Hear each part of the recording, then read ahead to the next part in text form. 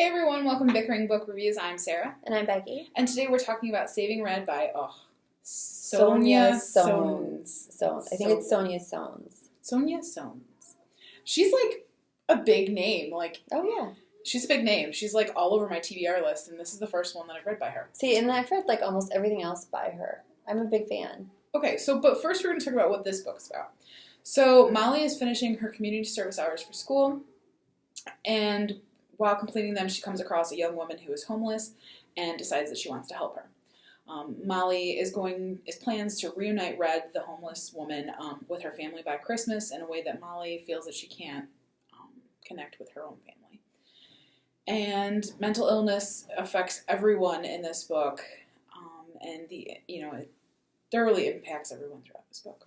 Yes, it's just kind of that's a very brief. So this is a book told in verse. I like Sonya Sones' other books. I thought What My Mother Doesn't Know. Oh, I forget that I read that. I really liked that. I really liked What My Girlfriend Doesn't Know. I liked the one about the girl whose mom passed away and she had to go live with her father. I just didn't connect with this book. I was so disappointed by this book. And maybe I had really high expectations because I've liked her other stuff so much. I really like this book. And I think what really set it off for me is when I connected the cover image, which we'll have up here, but when I connected the cover image to the what the actual story was, because the image is really Red, not the main character Molly, and I thought it was just fascinating and beautiful in that, yes, this book is not about Molly, it's about somebody else, and it's about kind of stepping outside of yourself and seeing other people, and it was just, I thought it was fascinating and beautiful, and then it further pulled me into the story. I don't know what it was. There was just something about it. I don't know if it's just that I didn't really end up caring for Molly or what, but I don't really have that much more to say because I just, like I said, it was just hard for me. Well, but I think there is a little bit more to say in that many characters have mental illness. Many characters are impacted by mental illness. That's true. But it is done in a believable way. And you don't find that all the time. The mental illness depiction is believable. It is. You could kind of view that. I feel like parts of it, though, she didn't go far enough. Well, I guess in kind of the first layer of it is not everybody's psychotic. In other books, you'll find books where everybody's psychotic. No, everybody in this book, well, not everybody, but the characters in this book who have mental illness have mental illness in a believable way, and it's not that everybody has something just because they're in this book, but this is kind of where it's at. Right, and I don't know, I feel like, and I don't want to give anything away, but I feel like there was more going on with Molly that wasn't addressed. And I think I would have liked it better if that had been addressed.